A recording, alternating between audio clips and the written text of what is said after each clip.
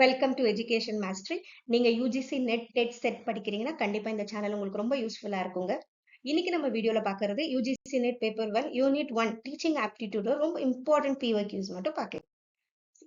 At the memory level of teaching, the focus is on understanding, recall, application, analysis. See, நம்ம 3 level of teaching இருக்கு. Memory, understanding, reflective. இதுல எது வந்து memory level of teaching focus பண்ணுதுன்னா recall. இந்த rote memorisation பண்றது எல்லாமே memorise பண்ணவும்னா அது நம்மளால ரீகால் பண்ணவும் முடியும். புரியாம தான் படிச்சிருப்போம். லோவர் கிளாஸஸ்ல நடக்கிறதெல்லாம் மெமரி லெவல் ஆஃப் டீச்சிங் தான். ஓகேவா? So memory level of teaching இது வந்து ப்ரொபோனன்ட் யாருன்னா அர்பன். ஓகே, இதுல ரோட் மெமரைசேஷனுங்கிறது கீ டேர்ம் ஞாபகம் வச்சுக்கோங்க. அதே மாதிரி மெமரைஸ் பண்ணவும்னா நம்மளால ரீகால் பண்ணவும் முடியும். இது ஒரு key term. The memory level of teaching emphasizes the retention and recall of factual information. Okay, next. At the understanding level of teaching, the focus is on memory, comprehension, repetition, assessment. See, understanding level la maximum எதுல focus பண்ணுது comprehension. இப்போ என்ன ஆகுது next level. இங்க வந்து நம்ம புரிஞ்சு படிக்கிறோம், நம்ம படிச்சதை நம்மளால comprehension பண்ணி சொல்லவும் முடியும், புரிஞ்சுக்கிறோம். அதுதான் வந்து அண்டர்ஸ்டாண்டிங் லெவல். இதோட ப்ரொபோனன்ட் யாருன்னா மோரிசன். ஞாபகம் வச்சுக்கோ, அது ஹெர்பர்ட், இது மோரிசன். இங்க வந்து நாட் ஓன்லி மெமரைசிங் ஃபேக்ட்ஸ், இங்க promoting critical thinking and deeper காம்ப்ரிஹென்ஷனும் வளருது. Okay, next. The reflective level of teaching primarily aims at developing which of the following in students? இது third level. Okay, reflective level of teaching. இது higher order thinking இருக்கும் இதுல. So memory, analytical skills, motor skills, listening skills. எது வளருதுன்னா analytical skills. உனக்கு நம்மள புரிஞ்சு இப்படிதான் இருக்கும் அனலைஸ் பண்ற ஸ்கில் நமக்கு வளர்றது ரிஃப்ளெக்டிவ் திங்கிங்ல தான். Okay, the reflective level of thinking இதை ப்ரொபோனன்ட் பண்ணது ஞாபகம் வச்சுக்கோ. அந்த கிரிட்டிக்கல் திங்கிங், இந்த மாதிரி ஜேர்னல், இந்த மாதிரிலாம் வந்துச்சுன்னா அது கண்டிப்பா ரிஃப்ளெக்டிவ் திங்கிங் தான். ரிஃப்ளெக்டிவ்னா என்னன்னா நம்ம படிச்சதை நம்மளை பத்தி நம்மளே ஒரு செல்ஃபா படிச்சதை நம்மளே எக்ஸ்பீரியன்ஸ்ல லைஃப் எக்ஸ்பீரியன்ஸ்லயும் யூஸ் பண்ணிட்டு இருக்கோம். நம்ம டீச்சர்ஸோட பெர்ஸ்பெக்டிவ்ல பார்த்தா நம்ம பண்ற ஸ்ட்ராட்டஜி கரெக்டான்றத பாக்குறது டீச்சர்ஸ் பெர்ஸ்பெக்டிவ். ஸ்டூடெண்ட்ஸ் பெர்ஸ்பெக்டிவ் வந்து ப்ராப்ளம் சால்விங் எல்லாத்துலயும் படிச்சதை யூஸ் பண்றது. ஓகேவா? சோ ஹையர் ஆர்டர் திங்கிங்க்கு யூஸ் ஆகுது. Next. Which of the following is not one of the psychomotor domain levels in Dave's model? See, psychomotor domain, even Bloom's taxonomy-லயும் நமக்கு வரும். Cognitive domain, affective domain, psychomotor domain. Dave's model-ம் நமக்கு ஒண்ணு இருக்கு. ஓகேவா? இதுல மொத்தம் 5 சொல்லியிருப்பாரு அவரு. இதுல எது இல்லைன்னு சொல்லணும். Okay, see, Dave's model of psychomotor domain மொத்தம் 5 levels சொல்லியிருக்கிறாரு. Imitation, manipulation, precision, articulation, naturalization. இதை பத்திலாம் நான் ஒரு வீடியோ போடுறேன். ஓகே, இந்த லெவல் சைக்கோமோட்டர் டொமைன் எதுக்குன்னா ஒரு மோட்டர் ஸ்கில்ஸ் எப்படி வளருது அதுதான். Okay, next. Reflective teaching can be best assessed through. C, இந்த லெவல் ஆஃப் டீச்சிங் எப்படி டீச்சர் அசஸ் பண்றாங்க, எந்த வழியில அசஸ் பண்றாங்க? Multiple choice test, reflective journals and essays, true or false, fill in the blanks test.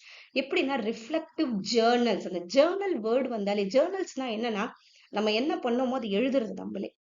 Okay, ஒரு self reflection கொடுக்கும் journals. Okay, சரி, reflective teaching பத்தி நல்லா தெரிஞ்சுக்கோங்க. கண்டிப்பா ஒரு கொஸ்டினாவது எல்லாவற்றையும் கேட்கறாங்க. ரிஃப்ளெக்டிவ் ஜேர்னல்ஸ் அண்ட் எஸ்ஏஸ் ஒரு எஃபெக்டிவ் அசஸ்மெண்ட் டூல். அதே மாதிரி எஸ்ஏஸ்ங்கிறது மெமரி லெவல்லையும் அந்த எஸ்ஏ வரும். அது டீச்சர் ஒரு பேராகிராஃப் கொடுத்து எழுத வைக்கிறது. ஆனா இங்க வந்து வேற ஒரு டீச்சரே ஒரு டாபிக் ஒண்ணு கொடுத்துட்டு பசங்க யோசிச்சு எழுதுறது. இந்த ரிஃப்ளெக்டிவ், இதுல வர எஸ்ஏ. ஓகே, சோ மெமரி லெவல்ல என்ன பண்றாங்க, ஏதோ ஒரு மேட்சிங் எக்ஸசைஸ், ஒரு எஸ்ஏ டைப் கொஸ்டின் மிஸ் கொடுத்து எழுதுறாங்க, இல்ல ஓரல் ரிட்டன் டெஸ்ட், இதெல்லாம் மெமரி லெவல்ல செக் பண்றதுக்கு டீச்சர் பண்றது. அண்டர்ஸ்டாண்டிங் லெவல்னா கான்செப்ட் மேப், குவிசஸ். ஓகே, பசங்க எப்படி புரிஞ்சிருக்காங்கன்றத தெரிஞ்சுக்கிறாங்க. ஒரு குரூப் டிஸ்கஷன்ஸ் பண்றது, இல்ல ஆப்ஜெக்டிவ் டைப் கொஸ்டின்ஸ்க்கு அண்டர்ஸ்டாண்டிங் லெவல். ரிஃப்ளெக்டிவ் லெவல்னாலே ஜேர்னல்ஸ் வந்தாலோ இல்ல செல்ஃப் இவாலுவேஷன், பசங்க தான் படிச்சது கரெக்டான்றத தானே இது பண்றது, இல்ல அதை கரெக்டா யூஸ் பண்றது. ஓகே, அது ரிஃப்ளெக்டிவ். Okay, next. எப்படி கண்ணாடி நம்மள ரிஃப்ளெக்ட் பண்ணுது, அந்த மாதிரி நம்ம படிச்சது ஒரு நல்லதே நமக்கு ரிஃப்ளெக்ட் ஆகும் அதை படிக்கும் போது. Self reflection. Next, which of the following is the characteristics of adult learners? இந்த adult learners, adolescent learners பத்தி கண்டிப்பா வருது கொஸ்டின், எல்லா வாட்டியும் தெரிஞ்சுக்கோங்க. So இதுல answer, dependency on instructors, immediate application of knowledge, limited life experience, passive learning style. இது answer, immediate application of knowledge.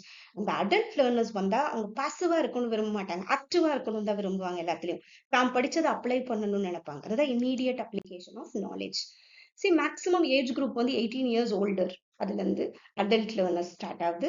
So என்ன பண்றாங்க, ரொம்ப செல்ஃப் டைரக்டடா இருக்கிறது. அடல்ட் லேர்னர்ஸோட கீ டேர்ம் என்னன்னா செல்ஃப் டைரக்டட். ஞாபகம் வச்சுக்கோங்க, கோல் ஓரியன்டா இருக்கிறது. அதே மாதிரி they are goal oriented, seeking relevant and practical knowledge applicable to their personal professional life. சும்மா ப்ராக்டிக்கலா இந்த செல்ஃப் டைரக்டட் அந்த வேர்டு வந்துச்சுன்னா அது அடல்ட்டோட கேரக்டரிஸ்டிக்ஸ் தான். Okay, next. which of the following best describes the learning style of adolescence? adolescenceனா adolescent stage எப்படி வரும்னா, இப்போ வந்து சில புக்ல பார்த்தா 10 to 18 சொல்லுவாங்க, இல்ல 12 to 18. அந்த adolescent ஸ்டேஜ் அப்படி இப்படி பசங்க என்ன பண்ணுவாங்க, ஒரு 5th 6th வந்து கிட்ட வந்துருவாங்க. அந்த சமயத்துல எப்படி இருப்பாங்க பசங்க, பல விஷயம் ட்ரை பண்ணணும்னு நினைப்பாங்க. ஸோ ரிஜிட் அண்ட் அன்சேஞ்சிங்கா இருக்க மாட்டாங்க, பாசிவ் ரிசப்ஷனா இருக்க மாட்டாங்க, uninterested in social interaction, active exploration. அந்த அடலசன்ட் ஸ்டேஜ்ல புதுசெல்லாம் கண்டுபிடிக்கணும்னு தோணும். 12 to 18 இயர்ஸ். இதுல அதே மாதிரி காக்னிட்டிவ்ல சேஞ்சஸ் வரும், இமோஷனலா இருப்பாங்க, சோஷியல் சேஞ்சஸ், இது மூணுமே தெரிஞ்சுக்கணும், நல்லது. ஓகேவா? காக்னிட்டிவா எப்படி இருப்பாங்க அடலசன்ஸ்னா, தே டெவலப் ரீசனிங் ஸ்கில்ஸ் வளருமா, அப்டிராக்ட் திங்கிங் வளரும். இமோஷனலா எப்படி இருப்பாங்கன்னா, இண்டிபெண்டா இருக்கணும்னு நினைப்பாங்க, கூட எங்கேஜ் இன் ஐடென்டிட்டி எக்ஸ்ப்ளோரேஷன், தனக்குன்னு ஒரு இடம் கிடைக்கணும்னு நினைப்பாங்க. சோஷியலி எப்படி இருப்பாங்கன்னா, ஒரு ஸ்ட்ராங் பியூர் ரிலேஷன்ஷிப் அவங்களுக்கு இருக்கும். Okay, next. adolescents are often eager to explore and experiment. Explore and experiment வந்துச்சுன்னா அது adolescent ஸ்டேஜ். ஓகேவா? Next. which of the following is the first step in Gagne's 9 events of instruction? Gagne என்ன பண்ணிருக்காரு, teacher வந்து இப்போ ஒரு lesson, ஒரு instruction அதான் சொல்றேன், இந்த லெசன் ஸ்டார்ட் பண்றதுக்கு முன்னாடி ஸ்டேஜஸ் சொல்றாரு, இது பிரகாரம் நம்ம நடத்தணும்னா ஒரு லேர்னிங் அவுட்கம் நல்லா இருக்கும்னு சொல்றாரு. அதுல ஒரு 9 இன்ஸ்ட்ரக்ஷன் சொல்றாரு. இதுல எது ஃபர்ஸ்ட் இருக்கும், கெய்னிங் அட்டென்ஷன். ஃபர்ஸ்ட் போன உடனே பசங்க கிட்ட அட்டென்ஷன் வாங்கின உடனே தான் நம்ம லெசன் நடத்தினா அது பசங்களுக்கு கரெக்டா போய் சேரும் இல்லையா, அதுதான். இதெல்லாம் நான் ஒரு 9 ஈவெண்ட்ஸ் ஆஃப் இன்ஸ்ட்ரக்ஷன் சொன்னது. கெயின் அட்டென்ஷன், அதுக்கப்புறம் பசங்க இன்ஃபார்ம் ஆப்ஜெக்டிவ்ஸ்னா பசங்களுக்கு நம்ம என்ன இதுக்கப்புறம் நடத்தணும், லெசன் முடிஞ்சோன்னா பசங்களுக்கு என்னெல்லாம் புரிஞ்சிருக்கும்ன்றது சொல்றது, இதெல்லாம் பண்ணணும், அதான் ஆப்ஜெக்டிவ்ஸ். ரீகால் பண்றது, பசங்களுக்கு எதெல்லாம் முன்னாடி தெரியும்ன்றத பாக்குறது. பிரசன்ட் கண்டென்ட், இப்ப நடத்துறது. அதுக்கப்புறம் சில சம்ஸோ ஏதோ ஒன்று கொடுத்து கைடன்ஸோட பண்றது. அப்புறம் பசங்களுக்கு கொஞ்சம் மோட்டிவேட் பண்ணி பண்ண வைக்கிறது. அதுக்கப்புறம் பசங்களுக்கு ஃபீட்பேக் கொடுக்குது, ப்ரொவைட் ஃபீட்பேக், அசஸ் பெர்ஃபார்மன்ஸ். இப்ப பசங்களோட பெர்ஃபார்மன்ஸை சொல்றது, இது தப்பு இது ரைட் ஆயிருக்கு. திரும்பி அந்த ஹெனான்ஸ் ரிட்டன்ஷன்ல கொஞ்சம் ஹோம் ஒர்க்ஸ் கொடுக்கறது, இல்ல அது ரிலேட்டடா எதனா ஒரு ப்ராஜெக்ட் கண்டக்ட் பண்றது, எதனா ஒரு கண்டக்ட் பண்றது, அதை ரீடைன் பண்ண வைக்கிறது. ஓகே, இது ரொம்ப இம்பார்ட்டன்ட், படிச்சுக்கோங்க. 9 ஈவெண்ட்ஸ் ஆஃப் இன்ஸ்ட்ரக்ஷன் எதுக்குன்னா நம்மளோட லேர்னிங் ப்ராசஸ் நல்லா பண்றதுக்காக. Next. Highest level in Bloom's taxonomy is, Bloom's டாக்ஸோனமில ஹையஸ்ட் லெவல் ஒரு பிரமிட் மாதிரி எல்லா புக்லயும் கொடுத்துருப்பாங்கல்ல, கீழ இருந்து ஸ்டார்ட் ஆகும். ஓகேவா? லோவர் ஆர்டர் திங்கிங்ல இருந்து ஹையர் ஆர்டர் திங்கிங் போகும். இதுல எது வந்து கடைசியில இருக்கும்னா இவாலுவேஷன். ஓகே, ப்ளூம்ஸ் டாக்ஸோனமி இது 1956. அதுக்கப்புறம் இது ரிவர்ஸ்டு நமக்கு இருக்கு, ரிவைஸ்டும் இருக்குது நமக்கு. இது ஓல்டு. சி நாலேஜ், கீழ இருந்து ஸ்டார்ட் பண்ணுங்க. நாலேஜ், அப்புறம் comprehension, application, analysis, synthesis, evaluation. Okay, இது எல்லாத்தையும் ஒண்ணு ஒண்ணா படிச்சுக்கோங்க. நான் இது தனியா ஒரு வீடியோ போடதான் போறேன், பாருங்க. Next. which of the following is an advantage of online learning method? Online learning மெத்தடோ advantage. Limited access to resource, fixed schedules, flexibility in time and location, high travel cost. இந்த மாதிரி கொஸ்டின்ஸ் நம்ம படிக்கும் போதே நமக்கு புரிஞ்சிருங்க. இதெல்லாம் கண்டிப்பா எக்ஸாம்ல எழுதி ஃபர்ஸ்ட் அட்டென்ட் பண்ணி முடிச்சிருங்க இதெல்லாம். So flexibility in time and location. Online learning provides flexibility, allowing learners to access materials and participate in courses from any location at any time. At least ஒரு 20 கொஸ்டின் ரியல் டைமோட நம்ம கொஞ்சம் யோசிச்சு எழுதுற மாதிரி தான் யூஜிசி நெட்ல வரும். ஸோ அந்த கொஸ்டின்ஸ் எல்லாம் ஃபர்ஸ்ட் கடகடன்னு முடிச்சிருங்க. Next, the lecture method is an example of learner-centered approach, teacher-centered approach, collaborative approach, flipped classroom approach. Lecture method, teacher lecture பண்றது, இது teacher-centered approach. ஓகேவா? ஸோ இந்த லெக்சர் மெத்தட் இங்க வந்து பெரிய இன்ட்ராக்ஷன் இருக்காது ஸ்டூடெண்ட்ஸோட.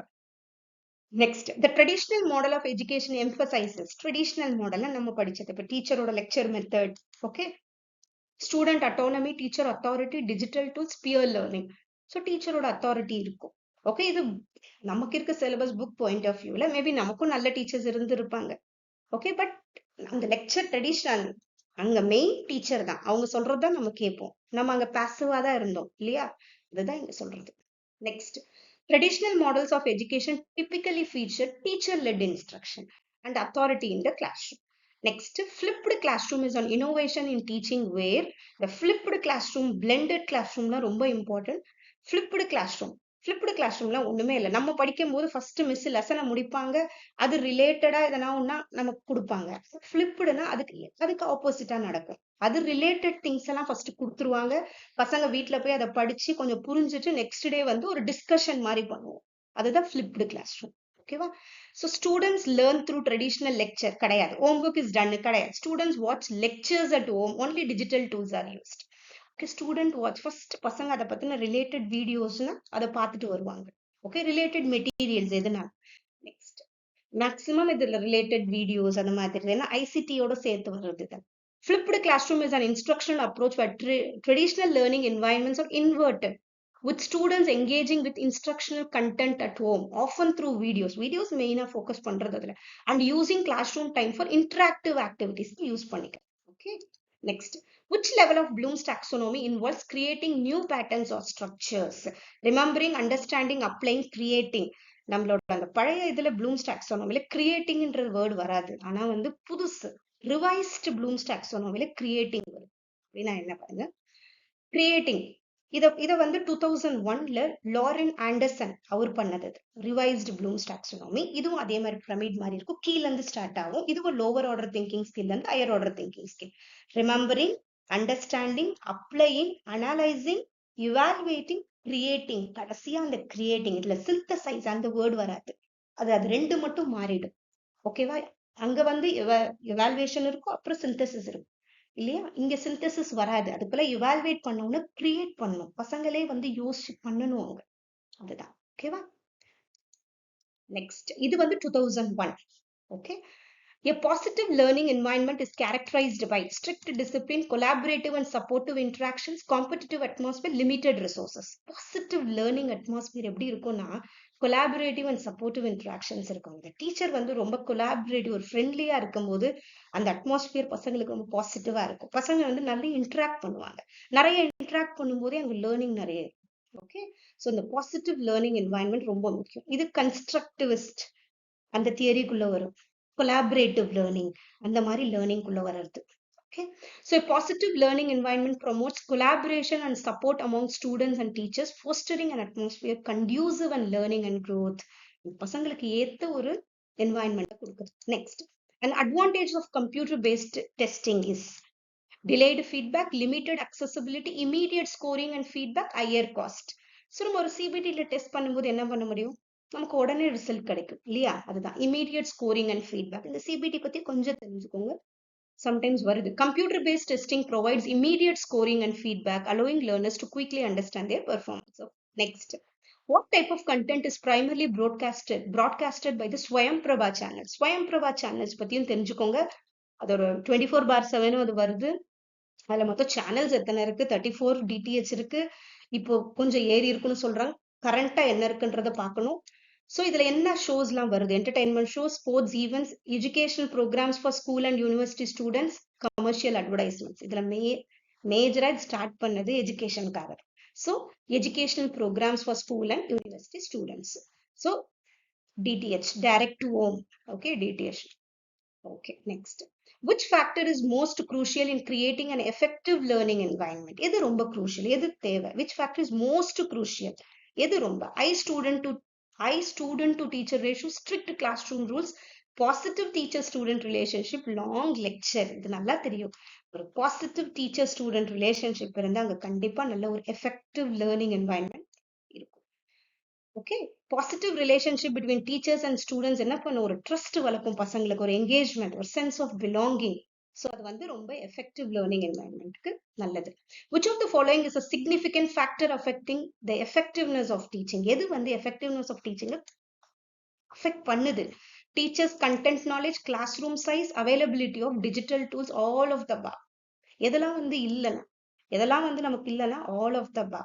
ஸோ ஒரு டீச்சருக்கும் அந்த சப்ஜெக்டை பற்றின ஒரு கண்டென்ட் நாலேஜ் இருக்கணும். அந்த கிளாஸ் ரூம் சைஸும் முக்கியம். பசங்களுக்கு வந்து ஃபிசிக்கலாகவும் பசங்க வந்து ஒரு கம்ஃபர்டபுள் பிளேஸ்ல இருந்தால் தான் அந்த லேர்னிங் ஏற்படும். அதே மாதிரி அவைலபிலிட்டி ஆஃப் டிஜிட்டல் டூல்ஸ். இப்போ ஃபுல்லாக இந்த டிஜிட்டல் வேர்ல்டில் என்ன பண்ணுறோம், எல்லாமே நமக்கு டூல்ஸ். இன்னும் கொஞ்சம் நம்ம டீச்சிங் எய்ட்ஸ் இந்த மாதிரி எஃபெக்டிவாக யூஸ் பண்ணும்போது லேர்னிங் இன்னும் எஃபெக்டிவாக இருக்கும். Okay, next. Effective teaching is influenced by multiple factors. எல்லாமே சேர்ந்தது. Okay, next. இந்த சாய்ஸ் பேஸ்டு கிரெடிட் சிஸ்டம் சிபிசிஎஸ்ல எவால்வேஷன் எப்படி பண்றோம்? Based solely on final exam, continuous and comprehensive including assignments, quizzes and projects, conducted only through oral exam, done through peer review only.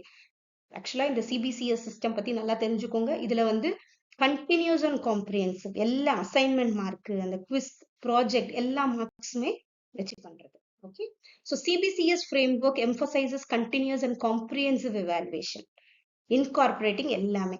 ஓகேவா, இது எதுக்கு உதவுதுன்னா, இது எதுக்குன்னா provide a more holistic and ongoing assessment of students learning and performance throughout the course. இதுவும் ஞாபகம் வச்சுக்கோங்க, throughout the course பசங்களோட ஒரு எந்த அளவுக்கு அண்டர்ஸ்டாண்ட் பண்ணியிருக்கிறாங்க, எந்த அளவுக்கு க்ரோ ஆறாங்கன்றதை நம்ம தெரிஞ்சுக்க முடியுது. Okay, next, which of the following is a benefit of using teaching aids in the classroom? எதுக்கு டீச்சிங் எய்ட்ஸ் நமக்கு யூஸ் ஆகுது? Increasing teachers workload, enhancing student engagement and understanding, limiting student interaction, reducing lesson planning time. இதுல எதுக்கு நமக்கு teaching eight ஒன்று இருந்துச்சுன்னா கண்டிப்பா engagement ஜாஸ்தி ஆகும், பசங்க வந்து இன்ட்ரெஸ்டா கவனிச்சுப்பாங்க. Enhancing student engagement and understanding. So teaching aids பத்தியும் தெரிஞ்சுக்கோங்க. இதுல விஷுவல் எய்ட்ஸ் இருக்கு, interactive materials. Okay, even smart board கிளாஸ்ல யூஸ் பண்ண அது ஒரு டீச்சிங் எய்டு தான், ஈவன் பிளாக் போர்டே ஒரு டீச்சிங் எய்டு தான். ஓகே, நெக்ஸ்ட், CGPA இந்த choice based grade system stands for. CGPA என்ன? Okay, cumulative grade point average, இதுவும் தெரிஞ்சுக்கோங்க. CGPA, SGPA. Okay, so CGPA stands for cumulative grade point. அதே மாதிரி SGPA னா semester grade point average. ஓகேவா, இது வந்து செமிஸ்டர். SGPA வந்து shows how well your student performed in one semester, ஒரு செமிஸ்டர்ல என்ன பண்ணா. பட் CGPA வந்து overall average of a student's performance across all semesters. ஓகேவா, இது மட்டுமா தெரியும், எல்லாம் cumulative. இது செமிஸ்டர்ல. Okay, next. Ipsative assessment is most useful for which of the following purposes? See, நான் இதை பத்தியும் நான் வீடியோ போட்டிருக்கேன். இப்சேட்டிவ் அசஸ்மெண்ட்லாம் ஒண்ணுமே இல்லை. இன்னைக்கு நான் எடுக்கிற மார்க், நாளைக்கு அதே டெஸ்ட் திரும்பியும் நான் எழுதுறேன், அப்புறம் நானே கம்பேர் பண்ணி பாக்குறேன் ரெண்டு மார்க்கையும். ஓகே, சேம் எக்ஸாமே ஒரே குழந்தைய வச்சு நம்ம பண்ண வச்சு அந்த பெர்ஃபார்மன்ஸை செக் பண்ணி பார்க்கறது, அதுதான் ipsative assessment. Ranking students in a class, measuring individual student improvement over time. Okay, B தான், measuring individual student improvement over time. Okay, அந்த குழந்தை எப்படி வளர்ந்துருக்கு அதை பத்தி செக் பண்றது ipsative assessment. Ipsative assessment focus on the progress of individual student, ஒரே குழந்தை. ஓகேவா, தனித்தனியா பாக்குறது, அந்த க்ரோ ஆறது நம்ம தனித்தனியா செக் பண்றது, அது இப்சேட்டிவ் assessment. which of the following is an example of a summative assessment? Formative assessment, summative assessment, placement assessment, அதே மாதிரி இந்த இப்சேட்டிவ் அசஸ்மெண்ட், எல்லாத்தையுமே அவ்வளோ நல்லா பார்ப்போம். சி, எப்படி நம்ம summative, weekly quiz, class participation, end of term final exam, peer reviews. So சம்மேட்டிவ்னாலே நம்ம எப்போ கண்டக்ட் பண்றோம், ஒரு இது முடிஞ்சோம் எண்ட் ஆஃப் டேர்ம் ஃபைனல் எக்ஸாம்ல கண்டக்ட் பண்றது. Okay, next, summative assessments end of term final exam to evaluate students overall learning எப்படி நடந்திருக்குன்னு செக் பண்றோம். ஃபார்மேட்டிவ் அசஸ்மெண்ட் எப்படி பண்றோம்னா ஆன் கோயிங், இப்பயே பாக்குறது, அப்பப்ப. ஓகே, ஒரு யூனிட் முடிஞ்சோடனே பாக்குறது, பசங்களை அப்பப்ப செக் பண்றது. ஓகே, அது ஃபார்மேட். ஆன் கோயிங்னா ஃபார்மேட்டிவ். சம்மேட்டிவ்னா எண்ட்ல பண்றது summative. Next, which of the following features is unique to the Swayam platform? Swayam பிளாட்ஃபார்மோட எது வந்து unique feature? Offline course delivery, access to global educational resources, peer to peer interaction and discussion forum, classroom based learning only. இதுல என்ன நமக்கு main? Peer to peer interaction and discussion forum, இது ரொம்ப important. Discussion forum ஸ்வயம்ல இருக்கு, கண்டிப்பா ஸ்வயம்ல ஒரு course பண்ணாலே நமக்கு தெரிஞ்சிருவாங்க அந்த ப்ராசஸ் எப்படி நடக்குதுன்னு. நல்லா பண்றாங்க உண்மையாவே. அதுல நிறைய உங்களுக்கு நிறைய அவங்க கண்டென்ட்டும் நல்லா தான் இருக்கும், நிறைய டெஸ்ட் வரும், நமக்கு செல்ஃப் அசஸ்மெண்ட் ஷீட்ஸ் வருது, நல்லா இருக்கும். நெக்ஸ்ட், ஸ்வயமோட full form, study webs of active learning for young aspiring mind, இதுவும் தெரிஞ்சுக்கோங்க ஃபுல் ஃபார்ம். இதுல மெயினா வந்து 4 குவாட்ரண்ட் இருக்கு ஸ்வயம்ல. டுட்டோரியல் வீடியோ லெக்சர்ஸ் நமக்கு கிடைக்கும், பிடிஎஃப்ஸ் கிடைக்குது. ஓகே, பிடிஎஃப்ஸ் கிடைக்குது, புக்ஸ் கிடைக்குது, டிஸ்கஷன் ஃபோரம் நடக்குது, அடிக்கடி இன்டராக்ஷன் பிளாட்ஃபார்ம் ஃபார் ஸ்டூடெண்ட்ஸ் நடக்குது, செல்ஃப் அசஸ்மெண்ட், குவிஸ், அசைன்மெண்ட்ஸ். ஓகேவா, அடிக்கடி 2 வீக்ஸ் ஒன்ஸ், 3 வீக்ஸ் ஒன்ஸ், ஏன்னா நானே இதுல ஒரு கோர்ஸ் பண்ணியிருக்கேன். ஸோ 3 வீக்ஸ் ஒன்ஸ் இது மாதிரி வந்து வரும். கூகுள் ஃபார்ம் லிங்க் அனுப்புவாங்க, எதனா உங்களுக்கு ப்ராப்ளம் இருந்தா, எதனா டவுட்ஸ் இருந்தா குரூப்ல ஜாயின் பண்ணி கேட்கலாம்னு சொல்லுவாங்க. அதே மாதிரி டிஸ்கஷன் ஃபோரம் இருக்கு, அவங்க ஒரு கொஸ்டின் போடுவாங்க, நம்ம எல்லாம் இன்டராக்ட் பண்ணலாம். அந்த மாதிரி நிறைய இருக்குது ஸ்வயம்ல. ஸ்வயம் பத்தி கொஞ்சம் தெரிஞ்சுக்கோங்க, ரொம்ப இம்பார்ட்டன்ட். அதே மாதிரி எப்ப ஸ்வயம் ஸ்டார்ட் பண்ணாங்க? 9th July 2017, MOE, ministry of education. Okay, இப்ப மினிஸ்ட்ரி ஆஃப் எஜுகேஷன் சொல்றோம், அப்ப MHRD. Okay, ministry of human resource development, அதையே ஞாபகம் வச்சுக்கோங்க. இப்போ MOE, முன்ன MHRDன்னு சொன்னோம், அவங்க தான் இதை ஸ்டார்ட் பண்ணாங்க. ஓகே ஓகே இந்த வீடியோ கண்டிப்பா உங்களுக்கு ரொம்ப யூஸ்ஃபுல்லா இருக்கும்னு நினைக்கிறேன். Thank you so much. வேற யாருன்னா யூஜிசி நெட் பேப்பர் 1 எழுதுறாங்கன்னா அவங்களுக்கு ஃபார்வர்ட் பண்ணுங்க. ஓகே. Thank you so much.